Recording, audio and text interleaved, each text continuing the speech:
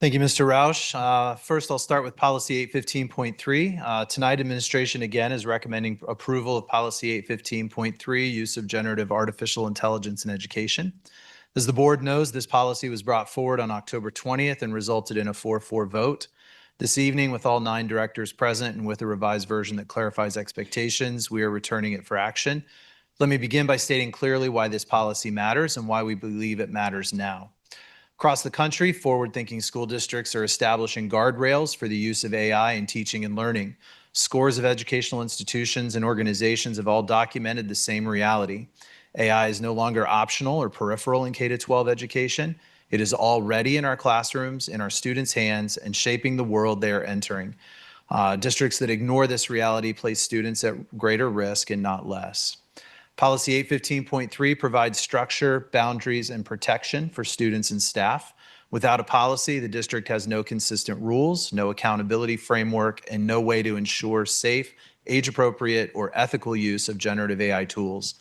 This policy establishes exactly what public schools must have: parameters for responsible use, safeguards for student data and privacy, explicit prohibitions on personally identifiable information, requirements that any AI tools used in classrooms be evaluated for bias, age appropriateness, privacy, and accessibility, and alignment with our acceptable use policy and federal law. Just as important, the policy requires that student use of AI occur only when expressly permitted within the curriculum and under teacher direction. This clarification was made at the request of board members and is now embedded into the policy's authority section. The concerns raised previously about critical thinking are legitimate, and I want to reinforce that they are already accounted for in both the structure and intent of this policy. The research that was shared with the board tells us something important and consistent, that AI, when used without guidance or boundaries, can erode critical thinking. AI, when taught well and used intentionally, can strengthen it. This is why I believe we need a policy. The MIT study, the National Institute of Health analysis of the cognitive paradox, Microsoft's research on cognitive effort, and the work from Duke all point to the same conclusion. Students must learn to use AI critically, cautiously, and reflectively, not blindly or independently. Universities around the world are responding to this same reality by adopting thoughtful, balanced AI policies. A conservative approach does not mean no policy. I believe a conservative approach means establishing boundaries, and that is what we believe Policy 815.3 does. Without guidelines, students are more likely to offload this cognitive effort, rely on AI in unproductive ways, or use tools that have not been vetted for privacy, accuracy, or bias. With this policy, we can explicitly teach students when not to use AI. We can guide them in verifying information, questioning assumptions, and detecting errors. We can ensure transparency in how AI is used in coursework, and we can support teachers with clear administrative regulations that prioritize human reasoning over machine output. We do not believe Policy 815.3 is promoting AI. We believe it is governing it. There are several reasons why I think it's necessary to pass this policy this evening. AI tools are already being used by our students. Without a district framework, that use is invisible, inconsistent, and unsupported. We have a duty to protect student privacy, and this policy clearly prohibits entering any personally identifiable student information into AI tools without district approval, a safeguard that is currently absent. We must prevent misuse, including inappropriate or harmful content generation. This policy requires filtering and blocking of AI tools that generate obscene or harmful material. We need consistent expectations across all 12 buildings and 10,600 students. Absent a policy, each teacher or classroom is left to navigate AI independently. We are preparing our students for the future, and that is one of our core responsibilities. CV graduates must be equipped to use AI ethically and thoughtfully, just as they must be able to evaluate sources, manage digital footprints, and navigate the internet safely. Staff need clarity and support. This policy will be paired with administrative regulations that define how AI can be integrated into curriculum, how transparency will be maintained, and how we provide professional development and guidance.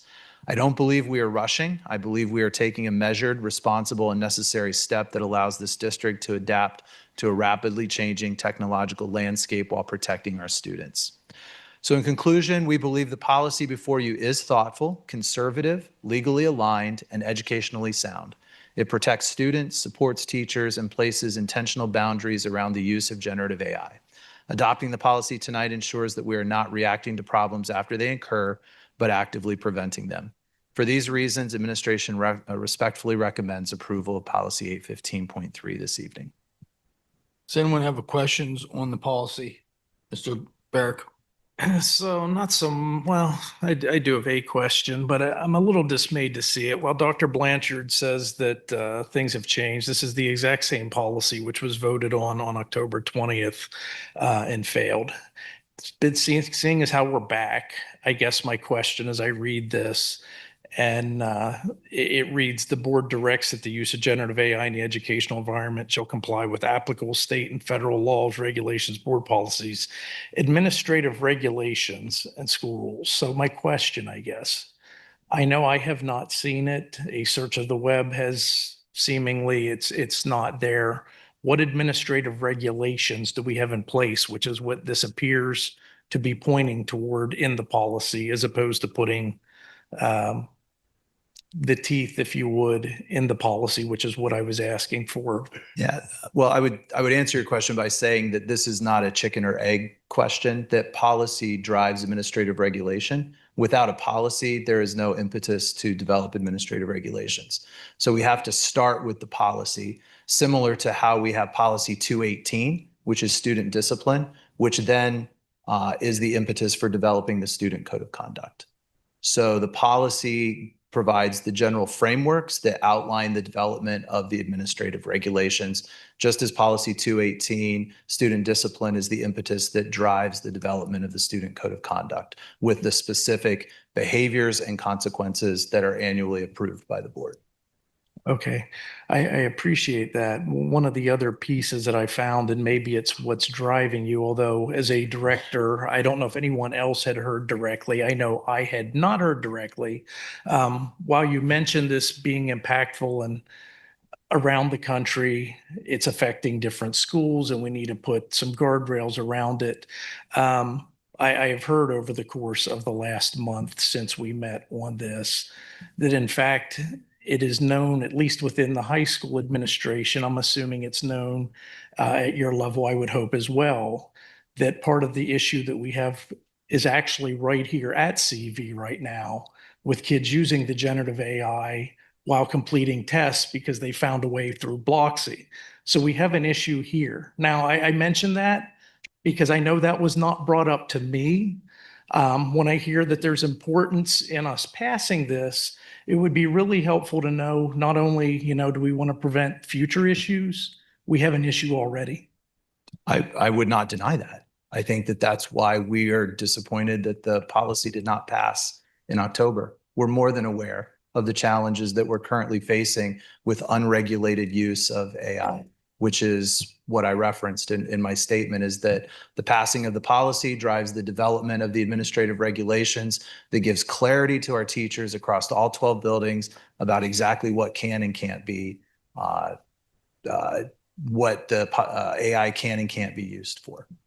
And without the policy governing that, there is an element of the Wild West when it comes to AI use.